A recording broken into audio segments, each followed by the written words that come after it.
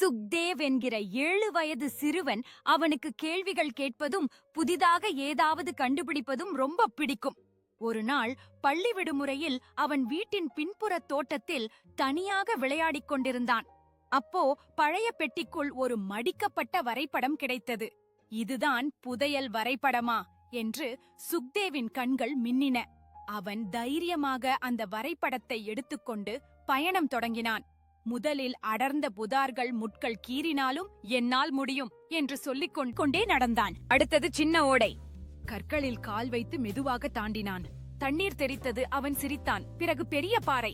அவன் மூச்சை பிடித்துக் கொண்டு பாறை மேலே ஏறினான். அப்பா மேலே இருந்து பார்த்தால் எல்லாமே அழகா இருக்கு என்று நினைச்சான். இறுதியில் ஒரு பெரிய ஆலமரத்தின் கீழ் ஒரு பழைய பெட்டி கிடைத்தது. பெட்டியை திறக்க கைகள் நடுங்கினாலும் பெட்டியை திறந்தான். அதற்குள் புதையல் இல்லை. அதில் ஒரு குறிப்பு மட்டும் இருந்தது. பயமில்லாமல் முயற்சி செய்வதே உண்மையான புதையல். அந்த வார்த்தைகள் சுக்தேவின் மனதில் பதிந்தது. வீட்டுக்கு திரும்பிய போது அவன் சிரித்துக்கொண்டே நினைத்தான், இன்னும் நிறைய சாகசங்கள் எனக்காக காத்திருக்கிறது.